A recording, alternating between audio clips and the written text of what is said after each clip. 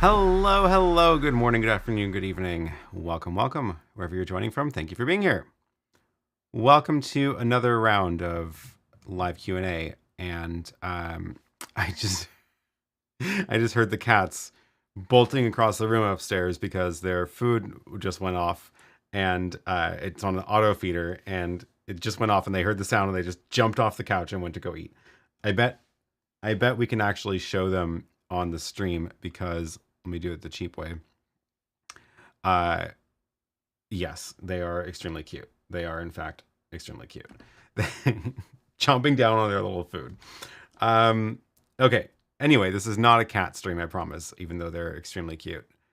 If you have not been following along, we just adopted these kittens last weekend, and so we've had them for like just over a week, and they're already like made themselves at home and love the couch and everything. It's great. Anyway, I promise this is relevant because during Lily's stream on Tuesday, I was running a camera to show the cats and what they were up to during her stream. And I decided to go a little bit overboard with that. And I actually used the Magewell Director Mini to do a multi-camera cat cam feeding into her ATEM. So that was a fun little adventure, but we can take a look at some of the video from that in a little bit.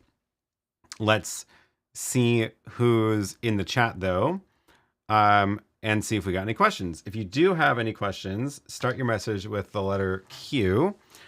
And oh, my HDR graphics is not running for some reason. Start your message with the letter Q, and you will see I can see your question better on the stream. So I don't know what happened to my H2R overlay. Oh well. Yes. Okay. So let me see what we've got in the chat here. Welcome, welcome. Oh, I saw that pin on the map from Mr. B FPV just south of me. Hello from Salem. Welcome, welcome. Good to have you here. Oh, and yes, Andre. I saw Andre joined as a channel member right before the stream started. Thank you for that. Appreciate it. Thanks a lot. Better late than never to become a member, indeed.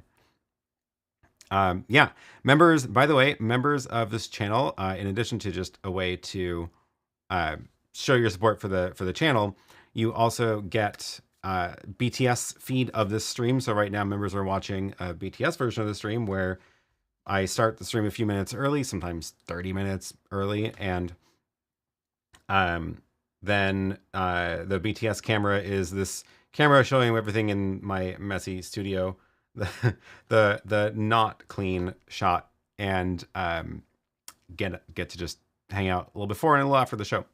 There's also members only Discord where you can chat. We can chat during the week and keep talking about live streaming gear or whatever. So it's a lot of fun. Also, I share a lot of updates in the Discord about things I'm working on that are not yet videos that are not yet out, or devices that I have not yet done a video about as I'm testing them out. Are questions limited to the ATEM Mini and YoloBox only? No, not at all. Anything about live streaming, live video production, but those tend to be the products that I've used the most, so I have a lot to say about them. But anything else is fair game.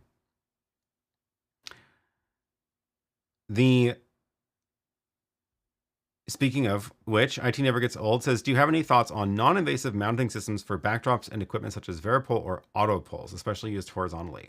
It's a good question. I don't have any horizontal mounting things in here other than my curtains, which are screwed to the wall. But I do have a Varipole here, as well as for Lily's setup upstairs.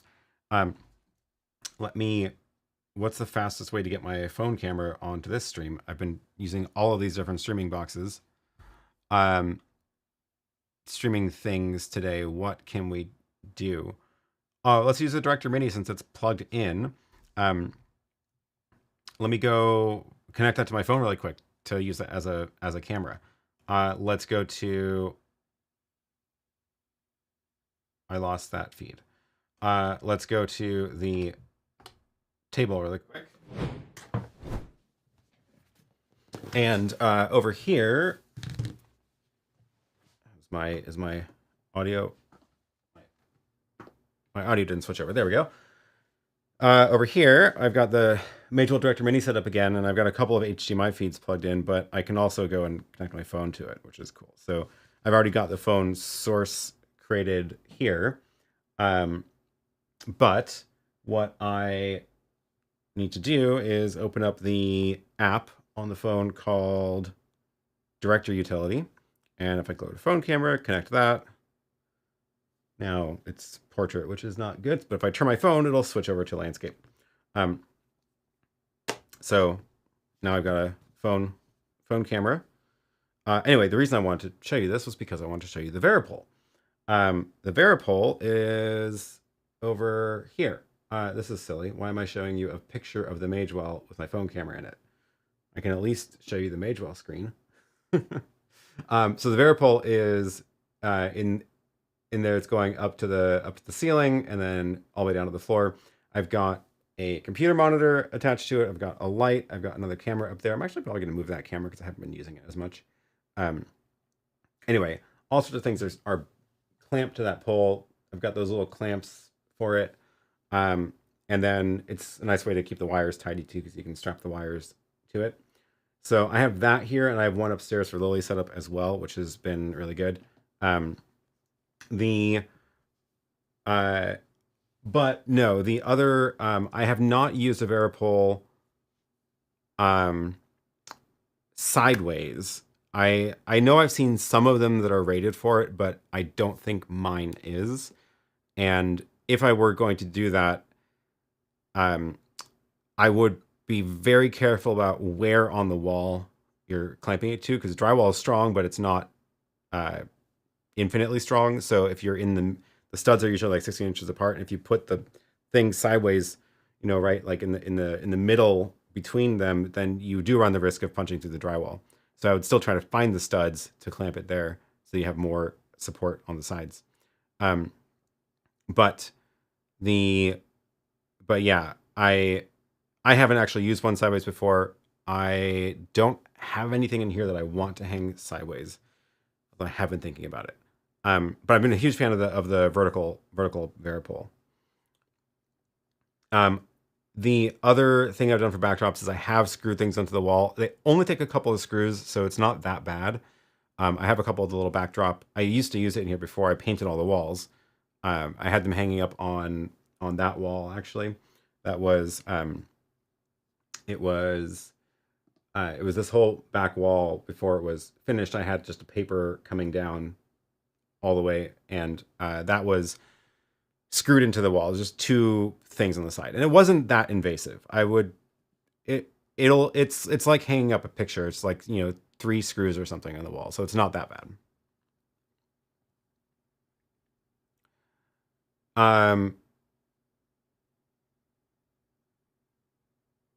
Mother Bee says you really need to have ceiling rails. I know, I'm super jealous of your ceiling rails. They are very cool. I just saw your video, a little time lapse that I filmed when I was down at your place. Where did I see that? I think it was on an SD card. I think it was is it on the one that's in the Magewell? Actually, I wonder. It might be. Let's see.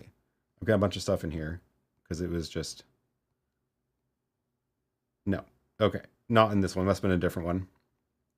Oh well. That would have been yeah, I have no idea where it is.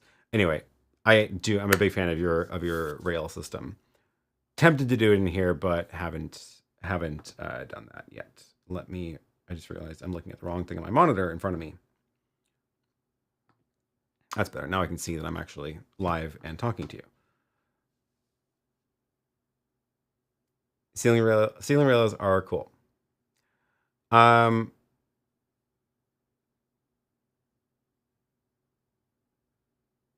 sent it to my iMessage. Oh, I don't have notifications on right now.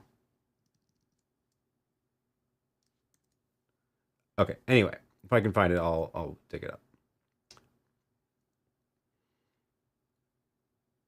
I've seen many of your videos already, but I'm still confused between the ATEM SDI Extreme ISO 1500 and television HD8 ISO, as it's now under. Oh, right. They're doing their Black Friday discount, or now I guess the Cyber Monday discount. So it's a pretty good deal. ATEM SDI Extreme ISO versus TV HD8 ISO.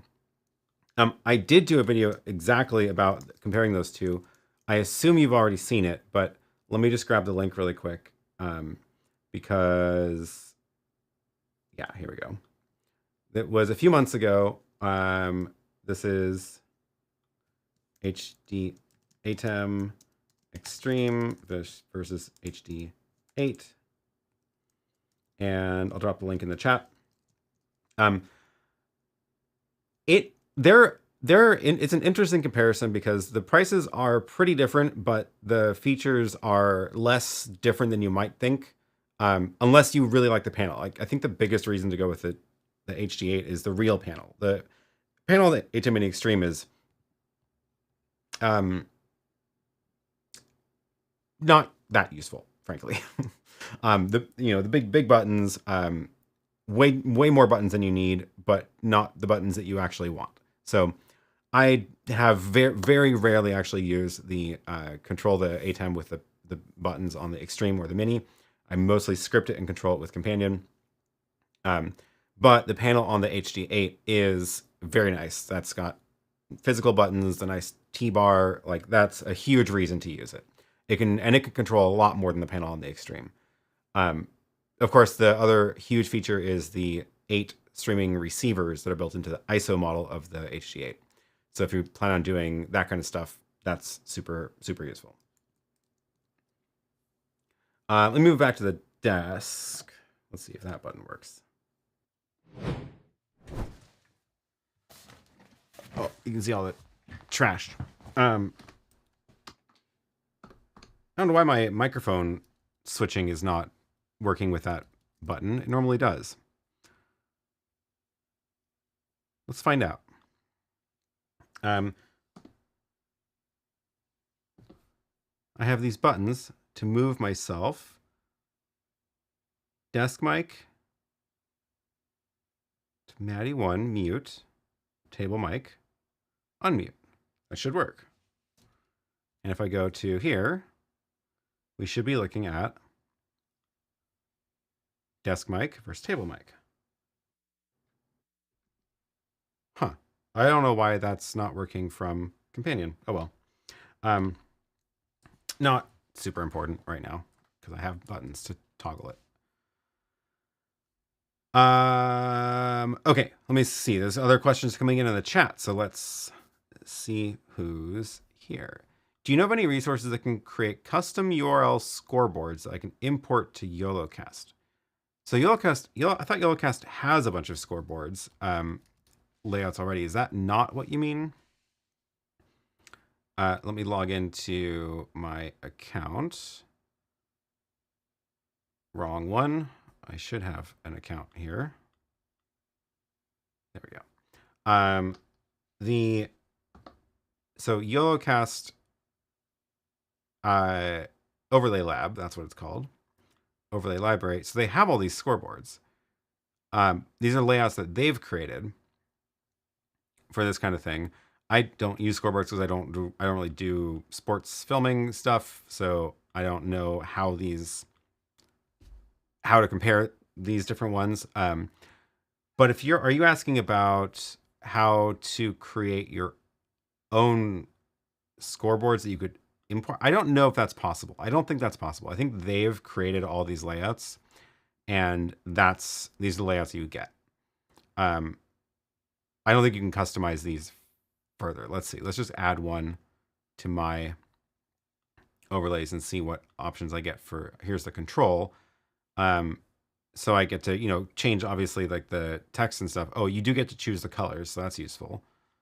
You can change the colors of your different teams. But yeah, I don't get to like change what it looks like.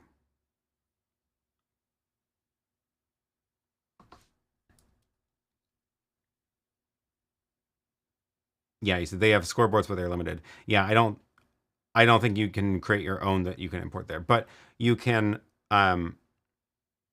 do other things with it. So like if I go and let's see, I haven't actually used this too much, so I'm not gonna do the best demo right now.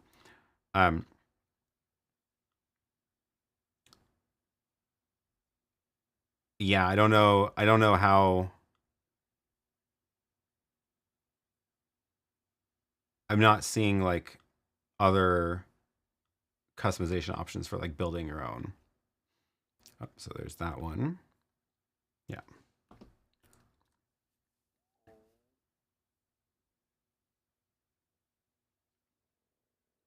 Any thoughts on a rail system for your chair to switch positions, like a camera dolly?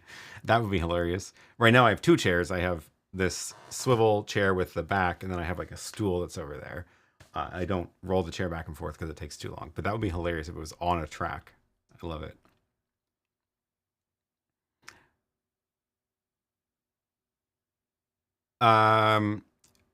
You may have a link to see them, the cats? No. Maybe I will do a members only stream for that at some point, but right now, they are, I can show you this because Lily's not home. I've got all these cameras inside so we can watch the cats, but obviously I don't want to do that once Lily gets home. Now they're playing a little game of chase on the couch. Oh, she's gonna attack, isn't she? They've been they do so much play wrestling. It's really funny. Oh yeah, okay. Let me talk about the other cat stream really quick. So, where'd my phone go? I keep losing my phone. Oh right, it's a camera over there. It's busy being a camera. That time I did roll my chair. That's interesting. So the other, let's see. I guess I'll put this on the Apple TV.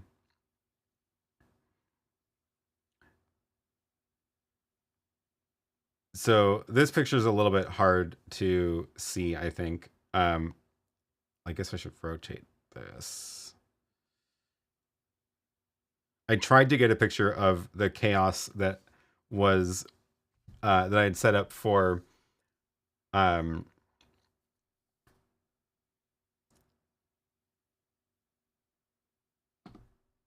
one. I tried to take a picture of the chaos of this cat cam setup. So there's the Director Mini on the table. It was dark out because it's after 5 o'clock, so it's pitch black now in Portland. So I had a little light for the cats. And then I had the Insta360 Go 3 on a little stick watching that cat. The other cat spent a lot of time in this little donut shop. So I had the DJI Pocket 3 and a little light for that cat. Those were wired into the Magewell. Then I had my phone and my old phone, which were connected as wireless cameras into the Magewell.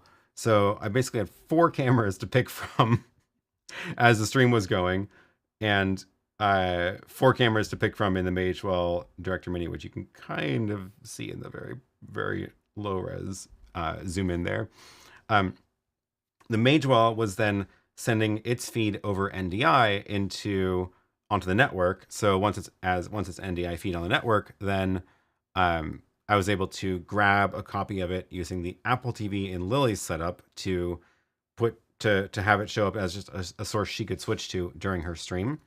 And then because it was NDI and it's just on the network, I could pull another copy of it into my studio here using the Magewell Pro Convert that's in that rack.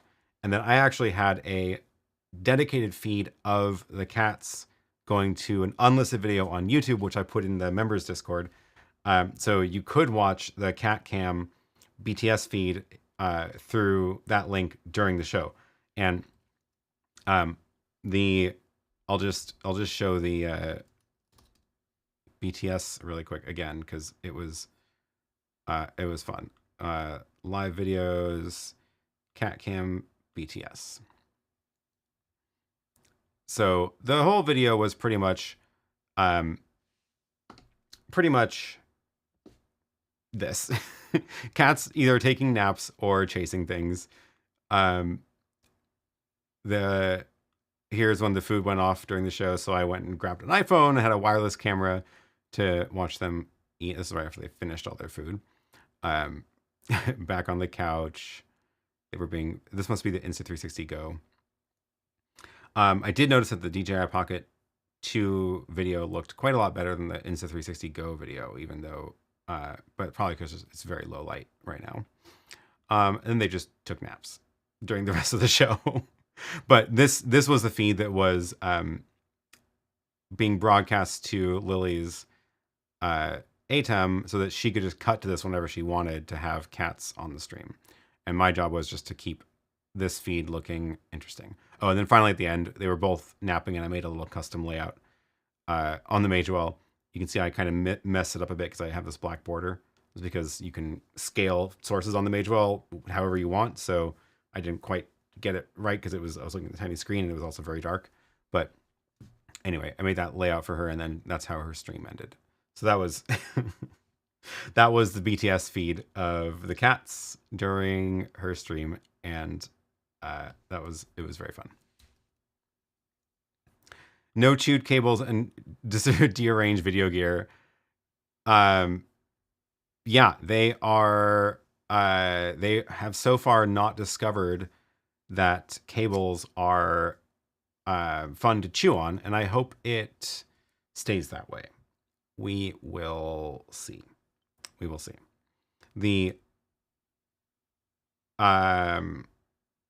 Yeah, we will see. I use OBS to show CCTV via IP on streams. It's work. Yes. Oh, the other thing I can do, because these cameras are, this is my Unify camera system, so they do have RTSP URLs for them, which I can grab here. Let's turn on RTSP on that one. And because it's an RTSP URL, I can pull it up in, for example, a Magewell. So if I go to my Magewell Pro Convert, add an RTSP feed, cat cam let's see. Actually, this is the food camera.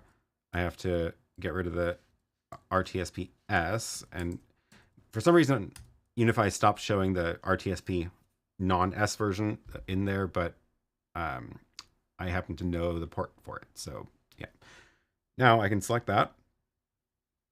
And that means the Magewell should be showing you the cat food. Oh, they just left. Well, that was anticlimactic. Let me switch it over to the other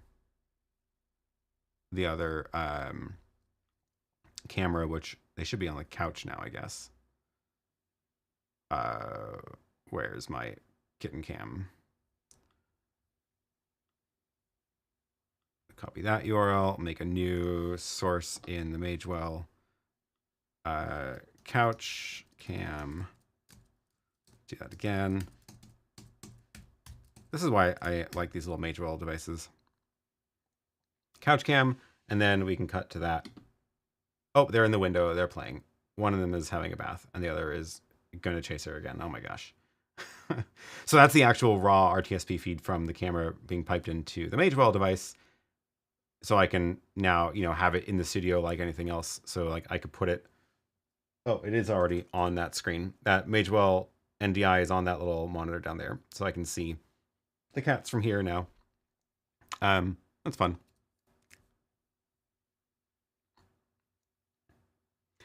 Okay, let me scroll back because now I'm getting into a backlog of questions. Okay, so do start your question with the letter Q. If you have a question. Adding the cats will likely make this the most viewed video of all time. I can leave them up on the stream if you want. Let me make a little picture-in-picture window for them. Let's do this really quick. Let's see, what are my unused keys? I think downstream key 2. No, I need an upstream key. Am I using those for anything? I think not. I think all my main automations are super sources and downstream keys. So let's grab upstream key 3 and have it be the ProConvert NDI. And we will scale it down. Let's start at 0.25 and turn that on. Oh, not Luma key, DVE. There we go. Get rid of the border. And sure enough, there they are on the couch. I wish I could zoom in on that camera, but that one doesn't have zoom. It's one of the smallest cameras. But yes, now, oh, I could crop this because we don't need most of the left of that, or frankly, most of the top. We really just need the couch. And Lily's on her way home, so I'm going to turn this off when she gets home. She started work very early today, as she normally does on Sunday. There we go. Okay. So now I can leave these cats on the screen while we're talking. That's a weird spot for them. Let's move them over to the side. That looks better. Do I have any 4K streaming gear for clean cat crops? These are Unify cameras, not like proper cameras. So one of them is 4K, not the one that's indoor wireless, but some of my outdoor cameras are 4K. So I'm trying to think. I don't really have much 4K stuff though, so I would need to find some sort of 4K receiver that could then crop. Oh no, I cropped too much of the top, and now we lost the cat. Okay, there we go. Now we can see when they go to the back of the couch. Ben says, hey, just got my ATEM Mini Pro ISO today, and your videos have been super helpful. Oh, I'm so glad to hear it. I hope you enjoy it. Urban Media Showcases, have you checked out any KiloView products? I'm thinking of getting the E3 encoder. It does SDI and HDMI simultaneously, as well as multiple streams, up to 16 streams.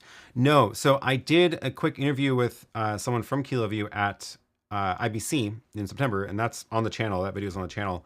But the I haven't actually got any of those products in yet. So it's I'm really curious because some of them looked really interesting. I might just buy one to try it out too, because some of these look like I would actually have some uses for them. Let me see. The KiloView E3 is, I did see this one there. It's got HDMI in and loop, SDI in and loop, Ethernet, and PoE. I always love it when they have PoE. It makes me very happy because that's very, very useful. $450, which is about what I expect for this kind of pro encoder. The Magewell ones are similarly priced. This one does do 4K 30, H265, awesome. 16 platforms is interesting. I am very curious. Does this one do NDI or no? Looks like it doesn't say. Formats, protocols, it does do NDI. Okay. I'm really curious because I noticed, I was just filming a video about the Magewell Director Mini right before the stream started, and I noticed that one of the limits of it is that if you turn on NDI output on the Director Mini, then you can't do any other output. It turns off SRT and recording. And I am a little bit confused about that because I didn't think that the NDI feed output, like it's already encoding, right? It's got those two encoders that are just kind of always running. And I didn't think that NDI, turning on NDI output would add a lot of overhead to the CPU because most of the work is in the video encoding, not the NDI transmission, I thought. So maybe I'm wrong about that. Or maybe there's some weird licensing thing that, like, if you have an NDI broadcast going, you're not allowed to output it over other things. So if anybody knows about that, I'm curious. Let me know in the chat because I had not seen that before, but I also haven't used a lot of NDI output options that have multiple options in the first place. Like NDI camera on the phone, it's just an NDI camera. There's no other output for it. But this one says that it does NDI and SRT, blah, blah, blah, blah, blah, blah. But any transmission with all the different protocols. So I'm really curious if that really truly means combining NDI with other things or not. Anyway, this looks like a great device. And I've been thinking about getting another encoder anyway, so I might pick this one up too. Seems only NDI HX. Yeah, I've noticed that a lot of NDI stuff now is supporting only NDI HX and not other NDI stuff, but which is fine because that's, you know, more practical, frankly. Oh my gosh, the cats. One is behind the curtain and the other is staring at her shadow. This is great.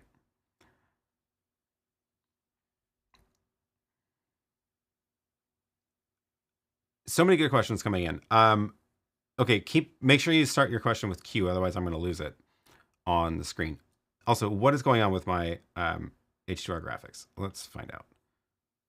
Is this running?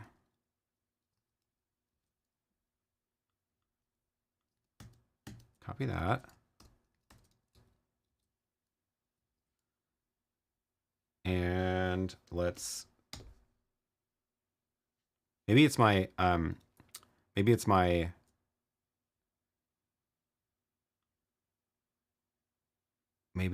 is the companion integration that's not working. Yeah, weird. Okay, so it's the companion button that's not working. H2R graphics is fine. It's just for some reason companion can't talk to H2R right now. Interesting. That's what I was trying to show you, was start your message with the letter Q. And then I can see it better on the screen. Yeah, no idea why companion can't talk to it right now. Anyway, there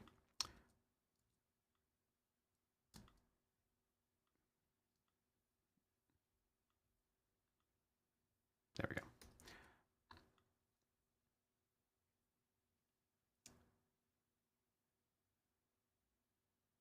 Patrick says, I'm late to the show, but I was going to mention NDI HX. The GoStream just released firmware update with NDI support, and it only supports NDI HX.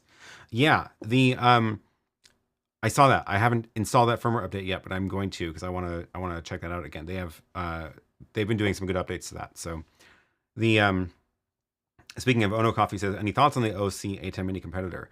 I do. I actually did a live walkthrough of the whole feature set of it a couple of weeks ago. Let me drop that link in the chat if I can find it. The where did they go? There. Oh God, it was 2 months ago. That time flies. What is going on? Stream Deck live demo. So if you're curious, don't watch this now because I'm live now and I'll miss you, but watch it later. It is a 2.5 hour live stream going through all the features of the OSEE GoStream Deck. And let me see if I can skip to, yeah, there we go. So this is the video, and we literally went through like every option on it, and I put timestamps in this stream too, just so you can scroll back and find what you actually want later. But it was good. It was a good demo. It was a good test of the different options for bringing video sources in. It seems like obviously their design is meant to look like the ATEM Mini, and I really do feel like they did a good job of making it look and work similar to the ATEM Mini, but fixed all the problems that everyone has with the ATEM Mini.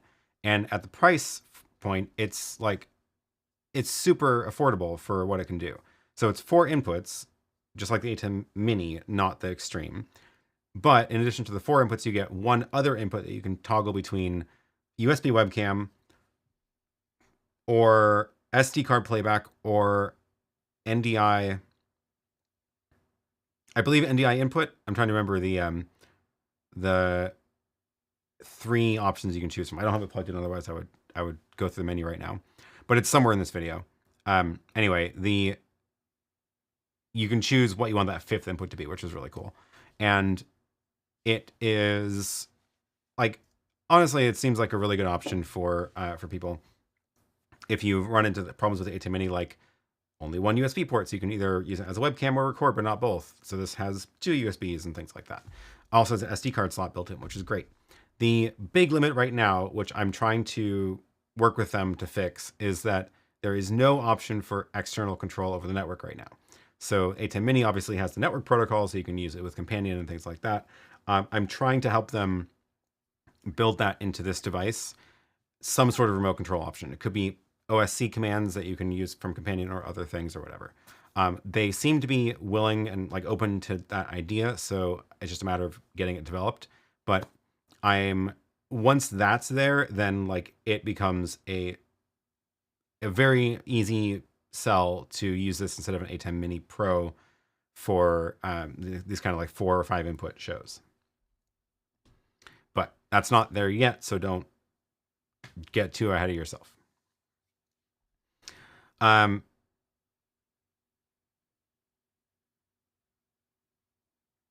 Ryan confirms 1 NDI out on DM. Why wouldn't you use SRT instead? That was about KiloView. Right? Was that about KiloView? That's what I was asking about. This tab that it's still on my screen. Please confirm that that's the device you're talking about. But thanks for checking. If that's the case, why wouldn't you use SRT instead? Well, one of the nice things about, where did the cats go? Oh, they're both behind the window now. Oh no, it's the Magewell. Okay, yeah. Oh, people are confirming on the video that the OSEE is switching between webcam, SD card, and NDI. Yeah, great. That's what I thought.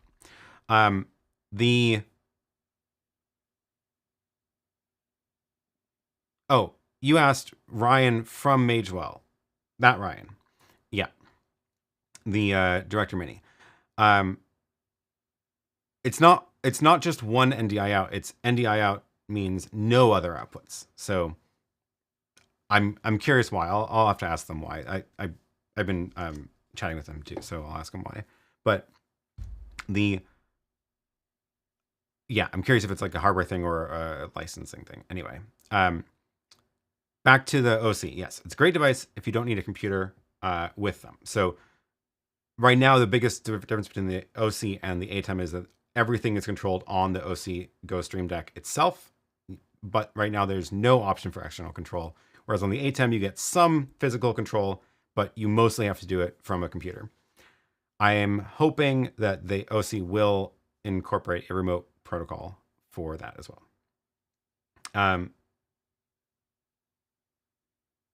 Okay,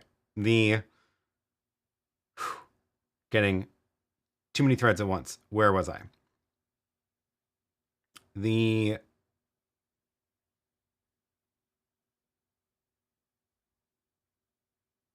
Oh, DM was Director Mini, not direct message. That's funny. Sven says, don't forget to disable YouTube polling from members only stream so you don't run into the rate limiting. Oh, so I realized what happened last week. Last week we went for, again, 2.5 hours because I was demoing the Magewell Director Mini live. And right towards the end of the stream, after 2 hours or so, the chats stopped showing up in my interface here because the API, I got rate limit on the API. And I was trying to figure out what was going on. I was like, why is nobody saying anything? And then I switched over to the YouTube console and like there was a whole backlog of chats. Anyway, I thought, my first thought was, oh, because I have 2 streams going, I have the member stream and the main stream, that was causing the rate limit. But I went back and looked at the logs and things, and it turns out what was happening was last 2 weeks ago, I didn't do a live stream that week. So I put up the placeholder thumbnail that's like, no live stream this week, you know, just so that you don't show up and look at my channel and wonder what's happening. I like to do that just so that it like confirms that so you can see I'm not going to go live. So when you look at my channel page, you'll always see the next live stream up here or current one. So because I do most Sundays, it's like my schedule, I want to make sure that if you show up at the time on Sunday and you don't see this here, you don't just go like hunting and trying to figure out what's going on or like sending me messages on Twitter or whatever. So I put up a placeholder that says no live stream this week, you know, see you again next week. And that works. It's great. But I forgot to delete it after Sunday. And by the time the next Sunday rolled around, it turns out what had been happening was for the entire week, apparently when you put placeholder live streams up, there is one thing that changes when the scheduled time happens. Normally the scheduled time doesn't do anything. Like, it has no actual effect on anything, right? It doesn't automatically go live at that time. You can go live early. It's not preventing you from going live early, whatever, right? However, the one thing that the schedule does is it enables the live chat on the API. So as soon as the scheduled time flipped over to 10 o'clock on Sunday 2 weeks ago, my code was polling the API the whole week. And it would go for like 6 hours, and then it would hit a rate limit, and then get blocked for the rest of the day, and then it would reset, and it would do another 6 hours for the next day. So I saw that by looking at my logs for the API. Anyway, that's what had happened. So thankfully, like, I was on the cycle of not being rate limited when I started the stream. Otherwise, I would have been just out of luck entirely. So that was the problem. So I need to make sure that I delete those after like a day so that I don't blow through my rate limits. Anyway.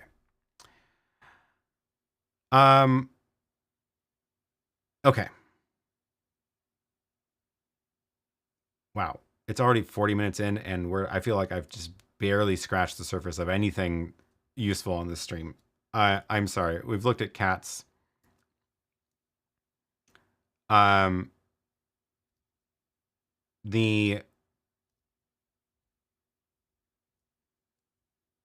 saw a question about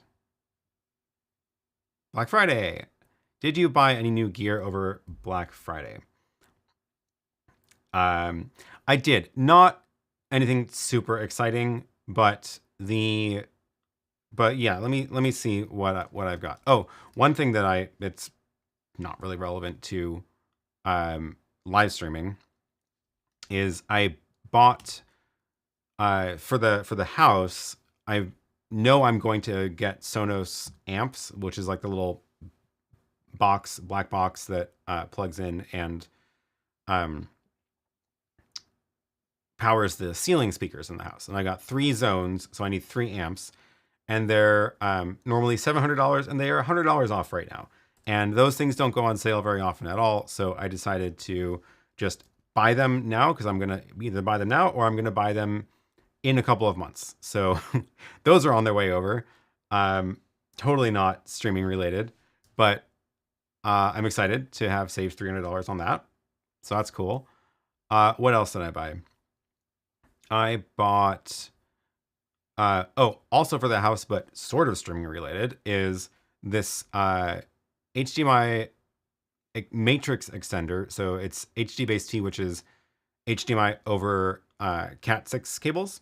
And this has 6 HDMI ports in. So they have a photo of the back somewhere. No, yes, they do. 6 HDMI ports in, 2 out on the device, and then 4 Ethernet jacks for these little breakout boxes. So you plug in the 4 breakout boxes over Ethernet, and then you can send your HDMI signals up to 132 feet, which is very long because my entire lot is less than that. So, and this has been on my wish list for a while, but it's normally, it's actually not normally $800. It's normally $900, and it dropped to $725. So I was like, well, I guess I'm buying that also. So I cannot wait to hook this up. It's gonna be fun. This is gonna power the, it's gonna power the TVs in the 3 areas: the roof, the living room, and the karaoke room, bonus room. And that means I can feed whatever signals that are in the network closet to all 3 TVs. So that'll be fun. I bought that. Let me grab this link, actually, for the logs. The cats are really just having a good time right now, running around. Too bad they're mostly behind the curtain, though. Here is the OREI 6x4 HDMI extender. And then, oh, the other thing that I did not buy, of course, but is a good deal right now, is the PK1 stands. So those are on, so Nix3D is doing 30% off on those right now. Let me drop that link. And this is for any of the stands for the ATEM Mini Extreme, ATEM Mini, or InStream, or YoloBox, and they have some other stuff as well. But they're doing, 30% off right now, which with this coupon code on the site. So that is a good time to take advantage of that. What else did I get? I got, oh, this was a good deal. Let's see if it's still a good deal for Black Friday. It is. The SD cards that I use mostly are ProGrade brand. And this is, I've been very happy with the SD cards. They're good high speed and good quality. The good SD cards are expensive. Let me drop that link in there. The good SD cards are expensive, but they are worth it. And this is actually a pretty good deal right now for the 128 gig V90, which is extremely fast. And it really is that fast because this is a good brand. So this is a pretty good deal. $109 right now. Normally this is, let me look at the price tracker page for it. Yeah, so you can see that it doesn't drop down to that low very often. They did, it looks like a Black Friday last year and then something in March. So pretty good deal. Normally it sits up at 145 or maybe 125 if you're lucky. I always like to use that site before I actually buy anything because the Amazon sellers can get very creative about what they put for the list price to make this look better than it usually is. So always do your little shopping history thing. But that's a good deal. What else did I get? That's mostly it. I didn't go too nuts this time.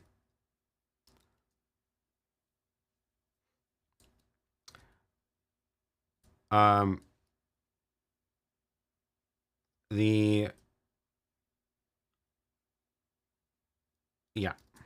Okay, let me scroll back and see if I can get to more of these questions.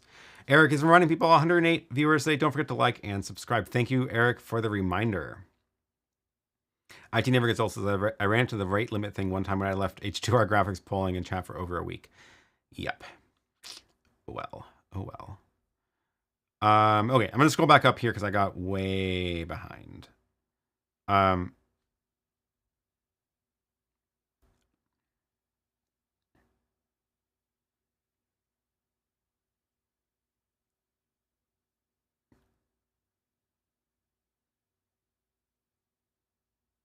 Oops, where was I? Apparently I went too far back. There we go. Spence says, I remember you were unsure about moving up to the upstairs because of your cat as one of the reasons. Did it work out fine? Adding small cats is not easier. So far, they haven't been too... so far, they haven't been too bad at night. They've let us sleep mostly. So only thing is that right now they are very interested in walking across the top rail half wall, which is extremely nerve-wracking. They haven't fallen down yet, but I hope they don't. Where are they? Where did they go? They're just all over the place right now. I wish I had a good camera of this, but they are exploring Lily's streaming desk right now, which is one of their favorite activities. Good thing we have this cover for the ATEM, also from NX3D, so they can't just push random buttons on it. Maybe they will get back to a nap cycle and get back on the couch, and then we can actually see cat cam. I'm going to turn it off in the meantime until I get back on the couch.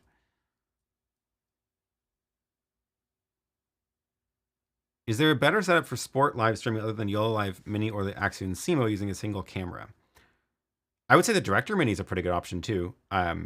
You don't have web graphics in it right now, but it does have a lot of other graphics capabilities. But the Director Mini is a good option for sure. I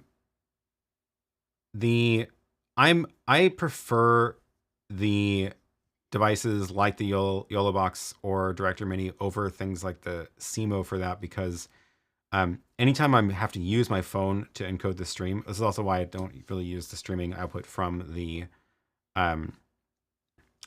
like the DJI Pocket 3 very much, because it requires going through the phone. And I feel like that just adds more fragile parts. So I like having it just in a box better. But those are both great options, I would say. Robert says, when working live with Mix Effect for the ATEM, is it more productive using it on a tablet like an iPad or a laptop? That's an interesting question. I think I would say tablet, because I find it faster to navigate with my hand to be able to touch different parts of the screen versus a mouse. So I would say probably an iPad. Also, I like when it's on an iPad, it's just the only thing on the iPad, or you can do split screen. But like with the computer, you're always having windows on top of each other, and you're never really sure where it is. And so yeah, I would say I would use it more on an iPad. If you're upgrading computers and not restoring from backup, how do you copy Companion and Stream Deck settings? Companion has a full export. So if I go over to Companion, there is an export page, and this will actually download everything. It'll export the entire thing. So you can just do this periodically, like make sure you do it before your computer blows up. Do it, every week or whatever on after a stream, just export whatever is there, and then save that file, and then you can always import it to a new computer. Theoretically, I actually have my backups automated. I should double check that they're still working, but because this is really just hitting a URL to, it may not be working in V3 now. I should double check that. But, oh my God, I can hear them running. So anyway, this file, I need to double check my auto backups are working, but I was basically just like hitting that URL every day just to have a constant snapshot of the other config, but you can just import that into another companion instance and it works fine. So definitely recommend doing that.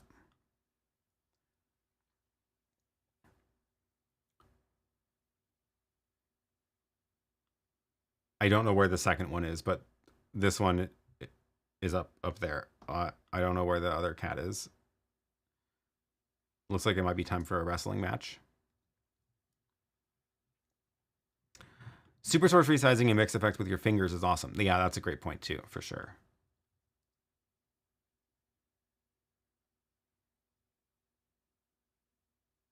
Can we have more product reviews on your channel, such as Live View, Solo Pro, Hollyland, Talkback Video, Wireless, and stuff like that? I'm trying. I have such a long list of stuff, so I will try. I try to get these things like in to do reviews on or demos of. Sometimes I get them in, sometimes I don't, and sometimes I buy some things and do demos of them that way, but it's a lot of work and I have a limited amount of time, but I'm trying. Oh yes, it is in fact time for a little fight. They are, I wish you could hear what it sounds like, because I just hear this little pitter patters going across the entire ceiling in this place.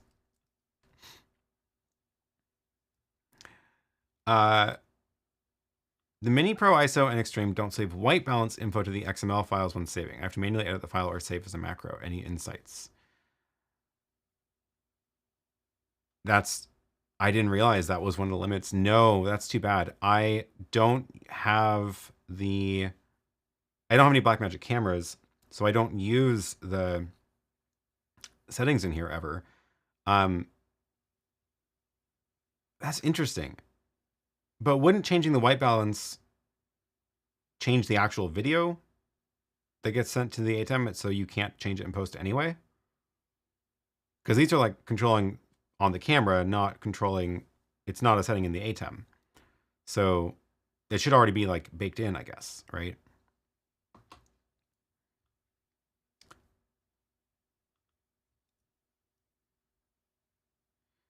Yen says, regarding reviews, I really like your 60-second reviews and tips on YouTube Shorts. Oh, thanks. That's good to hear. I've been experimenting with this. So far, I haven't actually recorded very many new content as shorts. But what I have done is I have my editor go and take a bunch of my old videos and chop up segments out of them for shorts. And I had her start with the couple of videos I did that were like 10 things, 10, top 10 devices, the blah, blah, blah, right? Because that video is like 8 minutes, which means each segment is already pretty short. If it's a 10-minute video, 600 seconds, and I have 10 things, each one is a minute, right? So they're already kind of shorts. So that has so far worked out pretty well. And it has been really interesting to see which ones are doing better than others. This one, for some reason, is number 2 out of my last 10 shorts, which is great. And I definitely did not expect my 2 videos about USB cables to do as well as they did. But I've got little demos of like some of the different products or the webcam, the apps that I did in the iPhone app video. Anyway, it's been interesting to see this, and it's encouraging to see the stats, but also to hear your actual feedback like this. So thanks. And yeah, I will try to do more of that. I think it's been interesting. Yeah, like I said, most of those have been cut from longer videos that were short segments in longer videos, but maybe I will actually do properly filmed 60-second videos too. Neil says there must be videos about the Hollyland wireless transmitters on the channel. Maybe the person hasn't used the search function properly. Well, so YouTube search does work, but it's also kind of magic. But I do have a page on my website that lists all the videos that I've done. So, I need to automate my filtering out of shorts on here. It's not supposed to show the shorts. But this is a page, I just dropped a link in the chat. This is all of the videos on my channel. So you can at least just search through these really quick, like Hollyland So here's one from, it's been a while, Mars 300 Pro 2020. I did a video about that, but you can find one there. The other thing that I have is if you go to this link, which is the timestamp search, then the this actually is indexing timestamps of live streams. So when I do actually timestamp the live streams, then if we search here, we'll see other mentions of Hollyland in live streams. Here's the 400S Pro demo live. Here's one where I talked about ZV1 and Hollyland rig. And if you click on that, it'll jump you right to that timestamp in the live stream that talks about that. So you can search for other mentions of, you know, Sony cameras, whatever. I'm a little bit behind on timestamping videos. I try to go back and do them relatively shortly after they're done, but sometimes like the 2.5 hour live streams are just a lot of work to timestamp. So the third option you have is this link in the chat, and this link is searching through the questions from all my live streams. So these are all the live streams I've done on the channel. But when I show a question on the stream, the text of the question gets indexed here. So if you search the questions, then questions containing Hollyland. Now, for example, you can see that the question you asked earlier is already showing up here because it's from today's live stream. And again, if you click on that, you should jump directly to the part in the live stream where this question is mentioned. It may not work on the one that's literally live as I'm streaming right now, but after the live is over, this will work. But here's the, here's, you know, we talked about, I don't know which Hollyland this was, but the, oh, probably a microphone. So, oh, that was, yeah, that was the Hollyland Lark Pro 150 Pro. Is that the name of it? Yeah, that I got from IBC.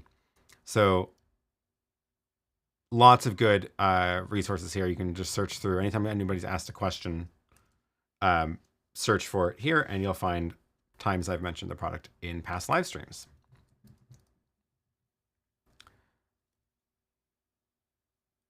Oh, okay, where was I?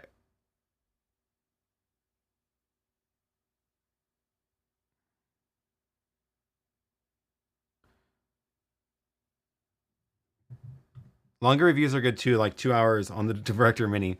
Yeah, those are fun also. I feel like those are a very different kind of demo, but I do like the comprehensive, like, let's just explore the whole thing. Speaking of, I actually have a video coming out soon about the YoloBox Ultra, which I saw somebody asking about. Let me see if I can find that. When is the YoloBox Ultra coming out? From Koto Mirai. Imminently. It is very, very close. They're working on the last details of it. So I've got the Ultra over here. I've been filming some demos of it already for releasing. It is not yet actually live. The videos are not out. And they did push out an update after I filmed my full walkthrough to change how the whole recording settings worked, which I really like what they did with it, but now I have to reshoot that part of the video. I don't have any sources connected to this right now, but oh, this is from an NDI camera. You can add SRT inputs now, which is cool, but the recording thing they did was over here. This is a new layout for this. So when you want to record, I need to actually have other cameras connected. Let me see if I can at least, like, I don't have any HDMI ports here. So it would work better at the table, but let's see if I can add SRT maybe. I don't know if my SRT encoder can do two things at once. This should be the right link. Let's see if that works. That might be the wrong. No. Okay. Probably because it's busy with the other Magewell is pulling it right now. Anyway, this is the new recording setting.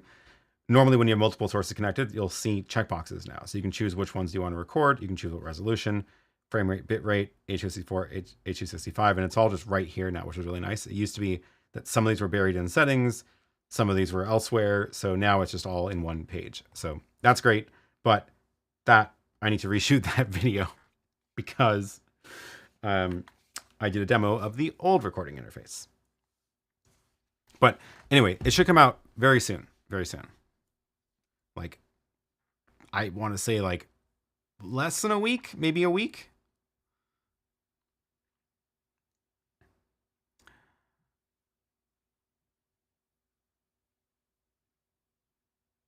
Elmar says, any plans for New Year's Eve? I'm the one streaming from Germany last time. Oh, cool. I have not thought about New Year's Eve. That's still very far away, but I guess it's coming up very soon. What day of the week is New Year's Eve this time? Let's find out. New Year's Eve is... Oh, well, that's interesting. It's a Sunday. And I start streaming Sunday at 10 a.m. local time. Interesting. Maybe I should come up with some sort of elaborate scheme to stream the entire day. Go all the way from 10 a.m. till midnight. Might need some help with that, so maybe I can get some people in other time zones, because 10 a.m. here is Central European time 8, which means I only need to wait 4 hours until midnight Central European time. So we could do the marathon stream again of watching New Year's Eve across the globe, get closer and closer to Portland, and maybe I can do some remote contributions. So if people have a mega New Year's Eve stream, so the remote submissions, if people have cameras set up on fireworks or other things we could pull into the stream during the countdown to New Year's Eve in different time zones, I could pull that all together. Maybe bring on a couple of guests as well. I could see doing that. I'll try to plan something for that. That sounds like fun. It's fun that it's on Sunday. David joining late. Grateful I caught the live. Well, thanks for joining. Okay, I'm just going through the backlog of questions that I've let queued out because I've been rambling for so long. Let me see. Oh my god, the cats are just full on racing around the house right now. Oh my gosh. They are now trying to break into the box. That's the extra material from these that got fixed. Little chaos monsters. New Zealand has New Year's first. Yeah, you're gonna have New Year's before I even start streaming, because you're way ahead. New Year's Eve in Sydney is 5 a.m. my time on Sunday. So yeah, you'll already be well into the new year by the time we get going.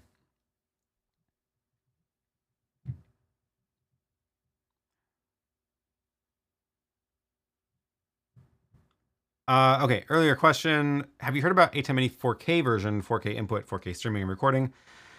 No, I have not heard anything about a 4K ATEM Mini. I would be very surprised if we see one anytime soon, because they have the 4K. They have a couple of models of 4K streaming switchers, but not even that many. And I think it's just a lot of processing power required. So there's the HD, this form factor has a 4K model.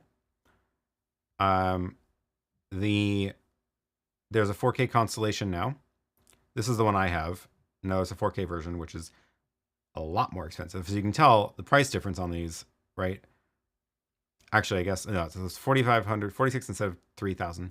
Interesting that jump is less of a jump compared to the jump in price from here to here.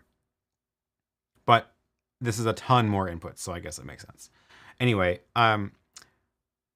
those are the only current 4K models. These are the older generation. So they are now in the process of updating these, right? Because they have the 4K Constellation 4ME.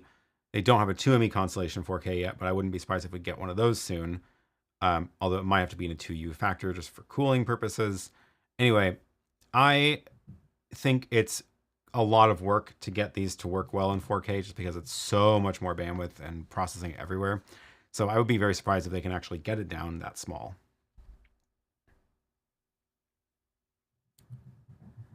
Turning Point Communication says, very much enjoyed your video about the laser printer cutter this week. Do you have anything to show us that you have made? No, not easily accessible. I've done a couple of things. So by the way, that video has been doing terribly. So I'm glad at least somebody enjoyed it. But I have a, please go watch this video about the laser cutter. So I started working on the Chaos router, which in past streams I've showed some of the sneak peek of the parts, but the Chaos router is all these little knobs and buttons that are in these little packages with a little gauge, a little knobs, and physical clicky switches. So my goal with it though is to put this all together into a control surface for a router that does bandwidth throttling. And I finally made this with the laser cutter that I got from ATEM Stack. So I did a video about that. So the video, I'm going to drop the link in the chat. That's a link to the video about the process of doing this. And these are just really temporarily attached right now, but it is really satisfying to have that like click. So now you can see the plan here is to be able to, this will be a little slider to control the amount, but I can turn on packet loss, and then I can adjust how much packet loss I want, or I can turn on duplicate packets or corrupt packets. And these will be for adjusting. You can see I messed up. I need to move the labels around. I forgot that this has a size, but these will be like spinning wheels to adjust the delay. That'll be a 7-segment display. Anyway, it's been a lot of fun. And things mostly worked on the first try, but you can find out the details of what went wrong in that video.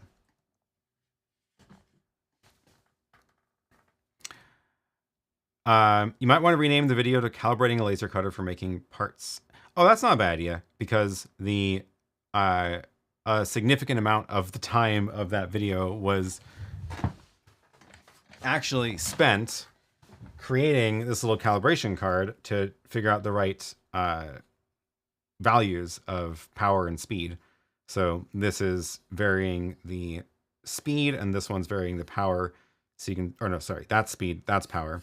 So you can see at the slowest speed, full power, it went straight through the piece of wood, and then it couldn't get through the wood at the lowest power on the slowest speed.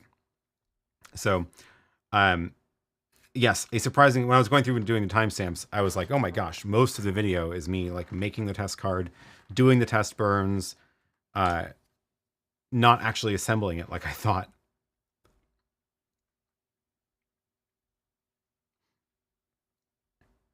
Laser cutter first run seemed pretty promising. No big disasters. Yeah, I was pleasantly surprised.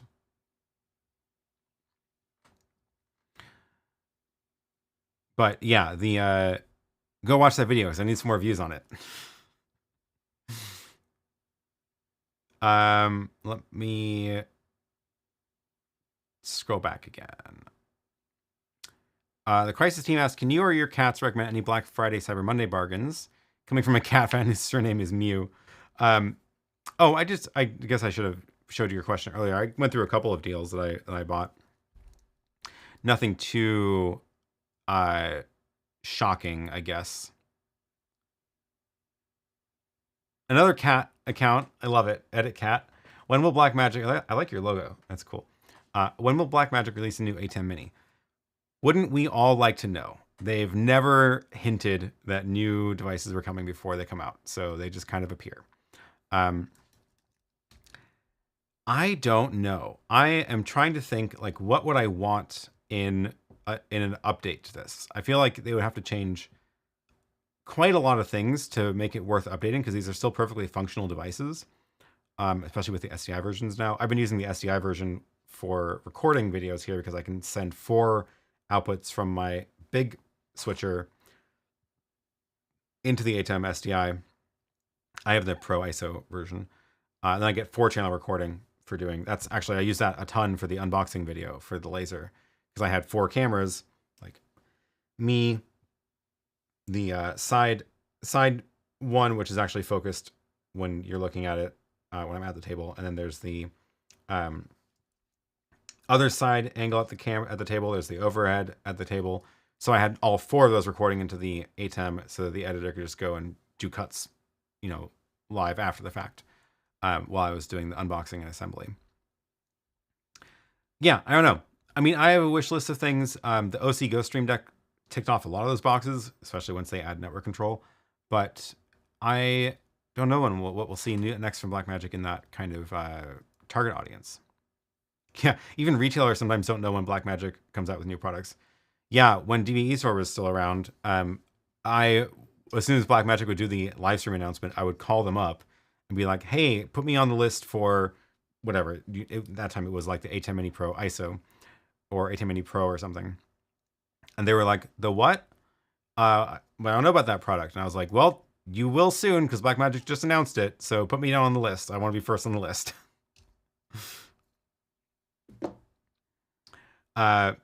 Scott says that was a very helpful video for that reason alone. Well, I'm glad to hear that it was helpful. I'm trying to figure out how I can overlap laser cutters and 3D printing and DIY stuff with this channel, which is mostly about live streaming. And I feel like once I get this Chaos Router built, it'll make a lot more sense.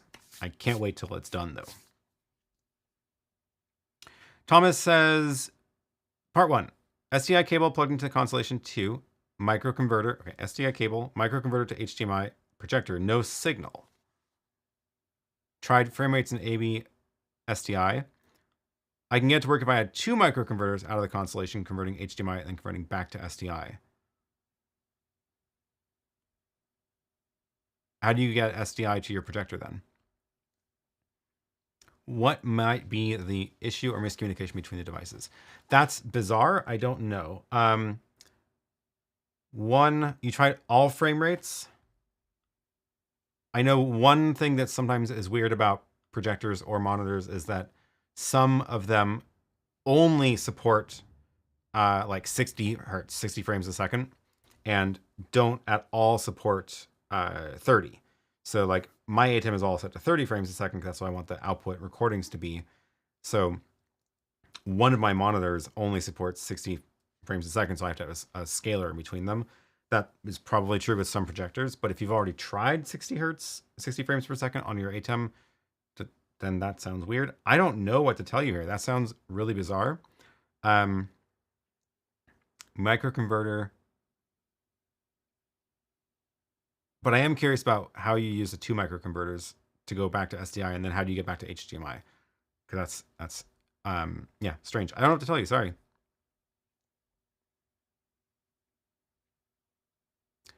Urban Media Showcase says, I use Windows and I love NDI. Do you have a solution to bridge a remote connection to a Mac? Because NDI bridge tool isn't available for Mac. No, interesting. I haven't done a lot of stuff like that. Most of what I use NDI for is wireless cameras, like for my phone, because it is a convenient way to get a wireless camera feed out of the phone, although there's quickly becoming a lot more different options. And other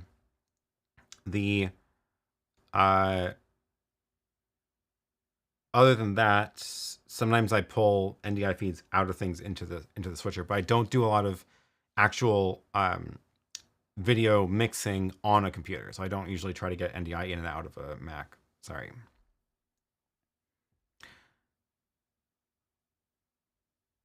Oh, this was from earlier. Richard, correct. It does change the video. Weird part is that all the other camera settings save, which is handy when in a repeatedly used space for streams. That is bizarre. I don't know why the white balance would just not be part of that list. Yeah, sorry. I would like to see if somebody out there actually uses all the buttons for their Blackmagic cameras. It might be entertaining. If you do use all the buttons on an ATEM Mini, please let me know, because I can like point to the buttons I've ever actually pressed. Camera switching. Definitely this section, which is the video out, to be able to quickly show multi-view or show like one of the cameras full screen. I have used the actual streaming and record buttons, although mostly turn them off. And then audio for microphone input output. Sometimes audio buttons here, never the volume buttons. I have no Blackmagic camera, so that whole row is not useful. These are presets for picture-in-picture layouts, which I never use. I know I asked for macro buttons on the ATEM, which I don't want to take all the credit, but I'm sure it was at least a little bit of a reason we got macro buttons on the Extreme. And I feel bad because now I never use them because it took so long for this to come out that I ended up never interacting with the buttons at all on the ATEM because I had to do everything through Companion. So at that point, all of my stuff was done in Companion, and I put the ATEMs like in a rack. I never touched them again. So by the time this came out, I never really needed to press the macro buttons. So, oh well. And then I never use these source assign buttons. We still have that stinger button that doesn't do anything. And yeah, so really, oh yeah, I never changed the transition type either. But again, this is a good demonstration because if you look at the OSEE GoStream Deck, and if you look at the buttons on this, it's really interesting because they went and put actually useful buttons on here. So camera switching again, playback and record of the saved video, and then these audio buttons are actually much more functional compared to the ATEMs. And then they have macro buttons also. And because it's an on-screen menu, you have a dial and a button for the menu. So these buttons are a lot more useful, frankly.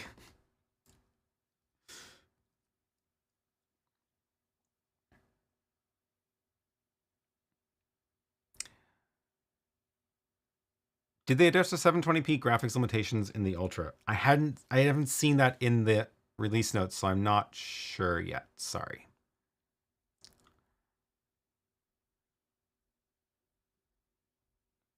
Hayden says the ATEM Mini USB-C out to zoom adds contrast compared to the HDMI preview. Does the GoStream Deck do the same with zoom? I can't remember, but I feel like it doesn't. I'm pretty sure I tested that on the marathon stream of the GoStream Deck. So go take a look at that. I'll drop that link in the chat again. GoStream. Oh dear. GoStream Deck live demo. And I'm pretty sure I have a demo of the USB-C out in that video. Clearlife Media says the only thing I want to see from Blackmagic is a 4K 2ME Constellation. I don't want to spend $8,000 for a 4ME. Absolutely. I don't know why they just jumped right up to the 4ME version of it, but I agree that a 2ME version of a 4K would be great. And maybe it would be $6,000, $5,000, not $9,000. It's still gonna be expensive, but that would be very cool.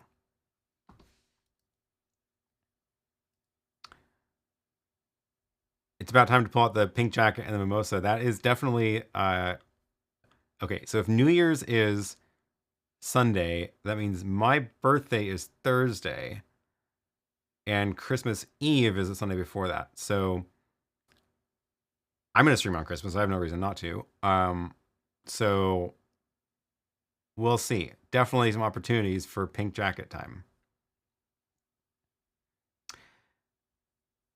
I lost my place in the chat. Sorry. ProCopy says, can you suggest a good 8-port switch for a portable rack with PoE? So I switched all of my gear over to Unify, and I am a fan. I like it. It's working well. However, unless you're all in on the Unify system, I would not recommend buying only one Unify switch. So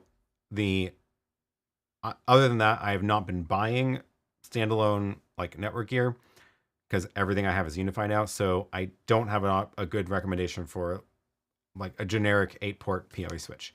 I know there's good ones out there. Feel free to drop stuff in the chat if you have any experience with them. Anybody else? But the 8-port PoE switch that I have is the Unify one, and I actually have two of them. One of them is the old model, one is the new model. And weirdly, the old model doesn't work with the ATEM for some reason. Something about a negotiation. But anyway, that's up in Lily's rack, a port switch, powering a few devices up there. And the other one is around here somewhere. Now I don't know where it is. What are the cats up to? I don't see them anywhere. That's concerning. Well, the food's about to go off in another 8 minutes, so we'll have a good little food cam again. We'll prep that camera.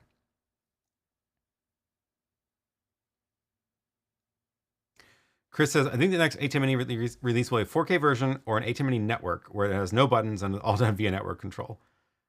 I have a lot of ideas for what Blackmagic could do with new ATEMs, but yeah.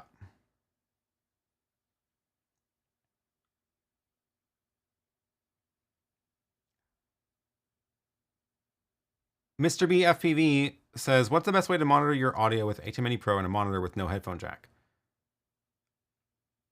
Best way is to get a monitor with a headphone jack. I think that's the only answer, sorry. ATEM Mini Pro has no headphone jack, which is another one of those annoying things about it. So get a monitor with a headphone jack. Otherwise, you just have to start adding a bunch of gear. You can get like an HDMI audio extractor, which goes between the HDMI, the ATEM, and the monitor, and has a headphone jack on that. But then you got to power it and have an extra HDMI cable, blah, blah, blah. I should do an ATEM idea video. When was the I do those a lot. Let me see when is the last one that I did, because I feel like I just did one, but it's probably actually been a long time. ATEM, I did the SRT wishlist video. April Fool's one was kind of, no, that was not a wish list. Oh,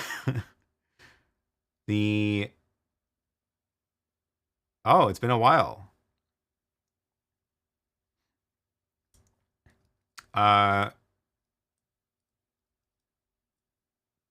Really? Is that really the last time I've done an ATEM wishlist video?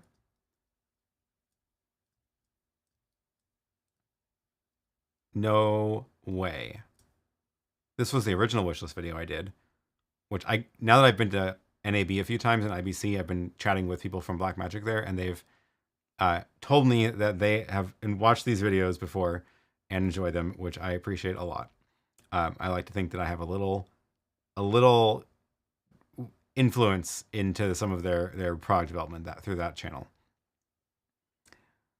I do remember that this one was the one. This one was, I think this was the one where with that, where's that picture of it?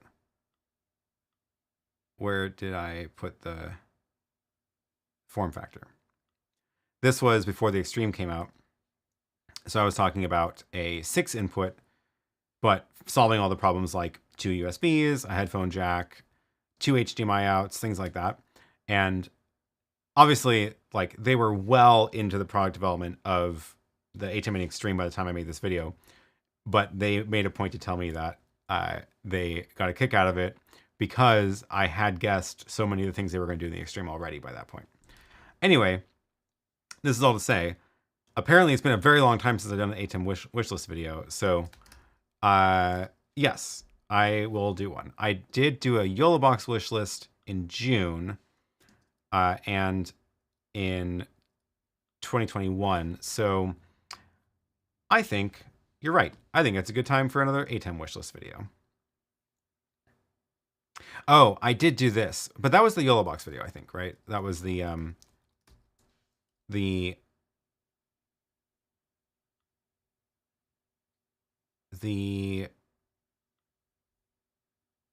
was not about the YoloBox in particular. It was this video. These live streaming devices don't exist. So it was a wish list for anybody. Let me drop that link, because this was a fun one. I had a good time with this one. And this was talking about the three different totally different workflows you could do with this. One was the mini presentation switcher. So something that makes this kind of layout super easy. And I have some specific ideas about buttons and inputs and outputs to make it super simple for people to use. Remote guest box, where you could just use it with hardware switchers. And then this hybrid events one, which is, I'm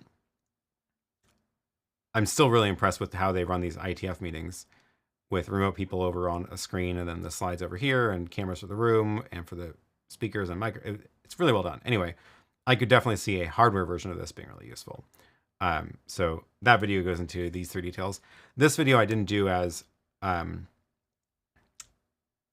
specifically for Blackmagic or YoloBox, but it was just for like in general. And I've been sending to different companies being like, here's some ideas for you, like hint, hint, go make these.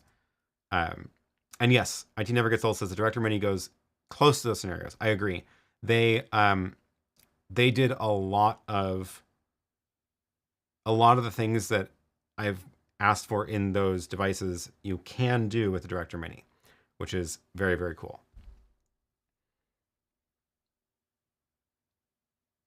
The last ATEM video was April 1st, yeah, and that was not really a wish list. 90 seconds till the cat food goes off. Stream 411 says, any opinions of Hollyland wireless HDMI gear? Lots of YouTube content saying the latency is high and Teradek gear is the only way to go when latency matters. I've never used the Teradek gear, so I don't know what you can get as far as latency on that. The Hollyland wireless gear, I would say, so the latency is, it is visible, but it's still extremely low compared to especially other things like RTMP or SRT streams. And we're talking about like frames, like a countable number of frames. And the, like, I think that there's very specific scenarios where you actually need to worry about the latency at that level. And for the most part, it doesn't matter. So even the latency of like running SDI to HDMI conversion is close to the latency of those wireless transmitters. So we're talking about that kind of range, not like half a second or a second. So yes, there's some cases where it's too much latency, like using it for focus, where if you make an adjustment on the camera and you don't see it until a tenth of a second later, that's actually not good because you can't react properly to it that way. But oh my God, okay, here, watch this. The cats are their food's about to go off in seconds. Here we go, ready? They're in the middle of a fight. And where's the food? What happened to the 11:30 food? There it goes. And fight's over. Now it's snack time. Apparently the clock on my home automation is a little bit slow. Where's the other cat? She decided she wasn't actually hungry. Oh my God.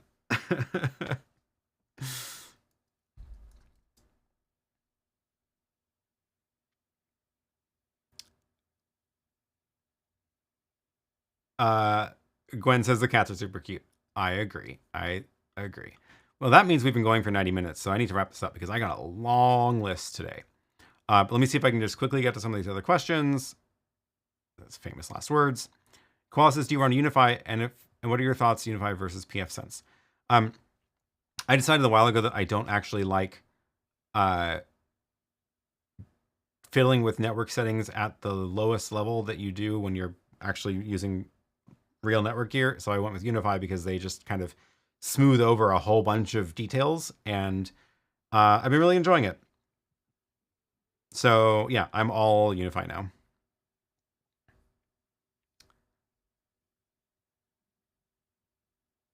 Any use on Blackmagic and SRT? You did a video from Amsterdam, but when can we expect a firmware update to bring it in? I mean, it's product development, and they had just done some releases then, so like all of their time was focused on whatever they were releasing for IBC. No idea when to expect a firmware update. I would not expect it anytime soon, if it's even possible. Because again, it's not necessarily actually possible. It's just like possibly possible. So I would not hold my breath. We will see.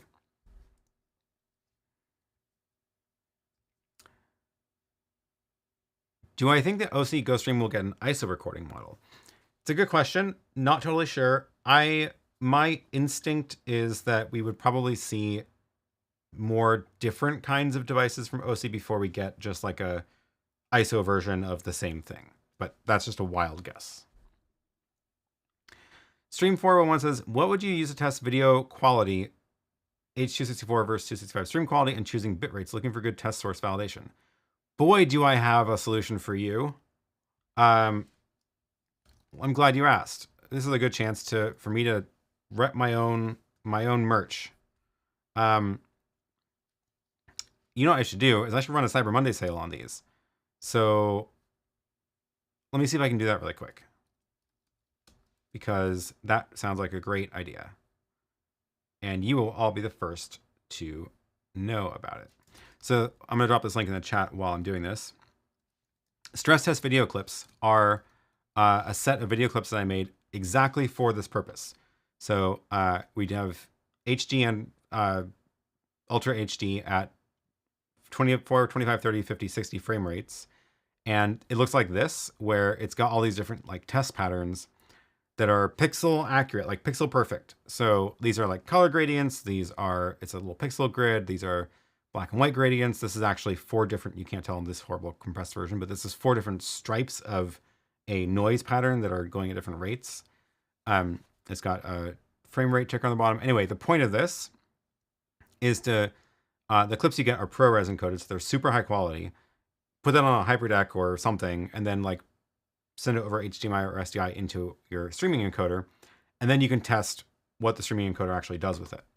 I'm going to put these on, if I can get to my Gumroad account, I'm going to put these on discount right now for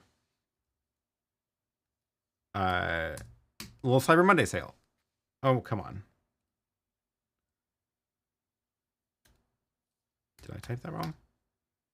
There we go. Did type it wrong. Products. We're going to do a video encoder stress test, share, and where do I set I haven't logged into this in a while. Where do I? Oh no, what was that sound? Somebody just knocked something over. Oh, let me show you the cats while I'm doing this. Eating, snacking. Somewhere in here I have pricing.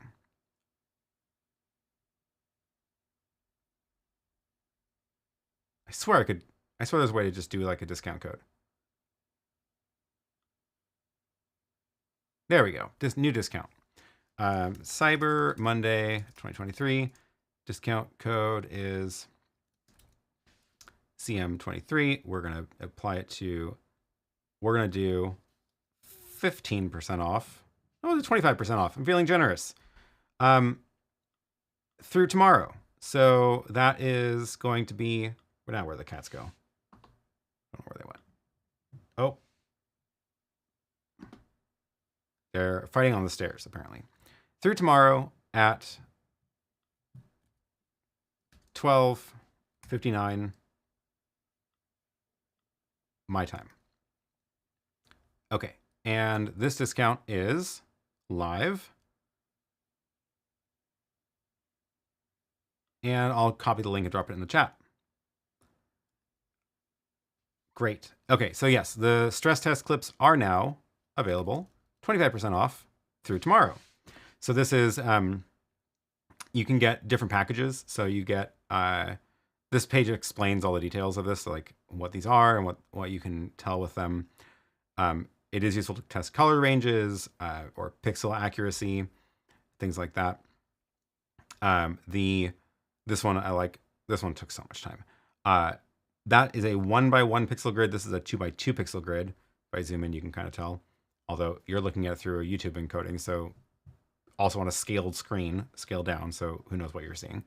But go to the webpage yourself and you'll see, you can check it out. But what's happening is this one is wiggling by 1 pixel, and then this one goes and wiggles by 1 pixel. And it really is interesting to see how different encoders deal with that at the other end. Audio sync track, so it turns green at 0, so you can it's very quick way to see if it's dropping frames, because you can watch this scroll by. But yeah, you have all these different combos of 60-second clips at these different frame rates, 1080 or 4K, and you can get different combinations of them from here.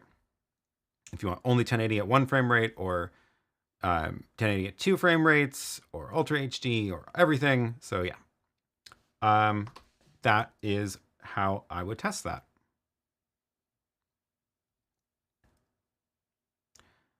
Nice source material, still subjective when looking at results.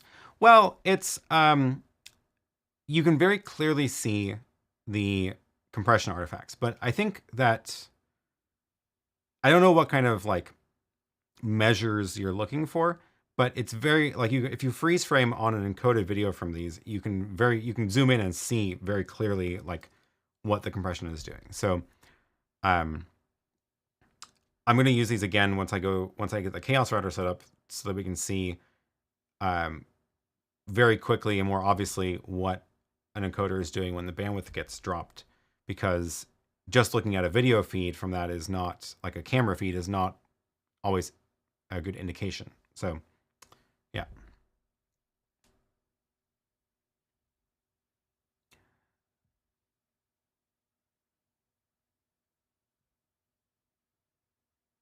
Andre says, did you test out the USB out of the Director Mini? I'm suspecting that webcam out is indeed not yet possible. Yeah, right now the USB output is only for an external monitor.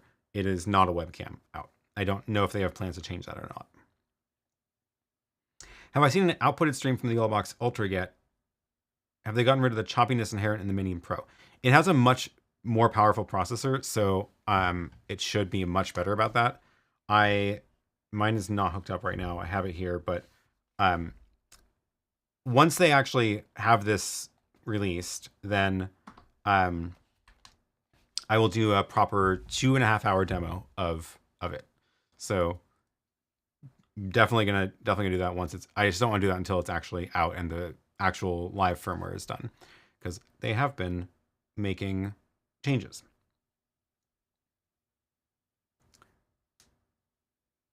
Kent says, would you recommend the GoStream or the YoloBox, or do you think they work together? The GoStream, I would say, is much more similar to the ATEM Mini in comparison. It's not really a comparison with the YoloBox, similar to how the ATEM Mini and the YoloBox aren't really in the same family. So I would say that GoStream and YoloBox would work together really well. For example, feeding the output of the GoStream into the YoloBox and then using the YoloBox for all the graphics and stuff that you have much less flexibility for on the GoStream. So I would say that, yeah, they would work well together, and I would pit the GoStream and the ATEM more side by side.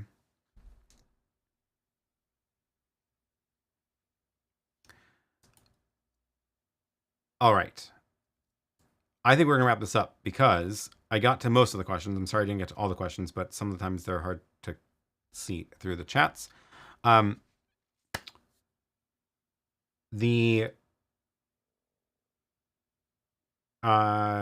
I thinking about? Plan for the week.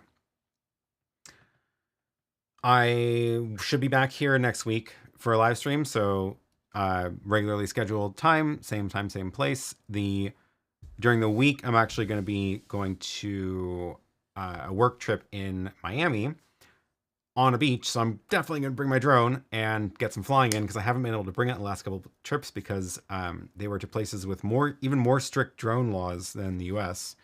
Like the city of Prague has a no-fly zone over the whole city, so no point in bringing it there, and I had no time to go out into the countryside anyway. And then I don't remember where it was before that I didn't bring it. Anyway, I've been disappointed I haven't had a lot of chances to get some more drone footage, so this will be good. I'm going to bring it and get some videos out at the beach where there's nobody around. And that'll be fun. But before then, I got to get some filming done because I need to get more videos out. I just did a video, filmed the first video about the Magewell Director Mini. I've got another one to do, and then some other things on the list so that I can have my editor be working on things throughout the week. And most importantly, right now, the priority is filming and taking pictures of all the wires in the house because the installation is going in tomorrow, and the installation goes in tomorrow, which means not gonna be able to get into the walls anymore after that. So gotta make sure all the wires are where they need to be. Oh, speaking of which, I'm gonna show you this picture just for fun. I know I keep saying I'm gonna end this stream so I can get to work, but you'll get a kick out of this, I promise. Yesterday I was like, oh shoot, if they're closing up the walls tomorrow, then that means that when the fiber guys come to do the fiber installation, they won't be able to get their fiber line into Lily's studio. So my plan with that was to have a video link between studios, but if they can't get into the wall, they can't really run the fiber line. So what I did was I took the so I reconfigured my studio space a long time ago, and I actually stopped using that little patch box that I built. But in that patch box, I had like 8 SDI cables that were 15 feet long, going from all the cameras into the rack. So those have just been sitting in a drawer. So I took 2 of those cables and I just ran the cables through the wall with the connectors on them already. So kind of silly, but I left the connectors on there. They're 15 feet long. It's a little bit longer than I needed, but it goes into that jack, and then it goes along the wall into the network closet room, because it's right there on that same wall. So then I can, in the network closet, do SDI to fiber converter in the closet later, which means the fiber guys only have to run things into that closet, which is doable because it's an exterior room. So that is your short house files update, but more on that later. You'll see a lot more of this soon because we've got a lot of updates are about to happen really quick. It's been a long time of just getting the details of the wiring and stuff done, but very, very soon things are going to start happening quickly. Things are going to start changing quickly. So I'm going to hopefully get a House Files update out this week or next week, which will be about all the wiring, because I'm going to go right now, after I'm done with this, drink an energy drink, and then go take my Osmo Pocket 3, walk around the house, and film every single wall and point out every single wire and what it does, and document the entire thing of all 3 units. Partly for me, partly for you, probably mostly for me. It's going to be a long video, but it should be fun. I do need to take like a breather to pause talking, but that's my next project, and that will hopefully come out this week or possibly next week. I don't know how long it's going to be and how long it's going to take to edit. So that'll be the next video. And then you should see an update after that about insulation and then about drywall. So this is all going to happen very fast. Yes. Okay. So with that, I need to get out of here. So as always, thank you for all the questions. Thanks to all the channel members for your support. Thanks to the Extreme supporters, Michael and Marcin. And yeah, throughout the week, I'll be dropping photos of either me filming at the house or flying a drone in Miami. So join the Discord if you're a channel member. And yeah, again, channel members get the behind the scenes view of this stream, which is streaming right now. And we will wrap this thing up, and I will get on with my day, and you will all get on with your day. Yeah, thanks for watching. This has been a long one of just me staring at the camera, but next, possibly next week, if the YoloBox Ultra gets launched this week, then Sunday will be a demo of the YoloBox Ultra. So it's possible. If not next week, hopefully the week after, but we will see. We will see. Yes. Okay. Yeah. See everybody on the Discord. Thank you all for the questions. Thank you for the super chats. And I will see you all again next week. Bye.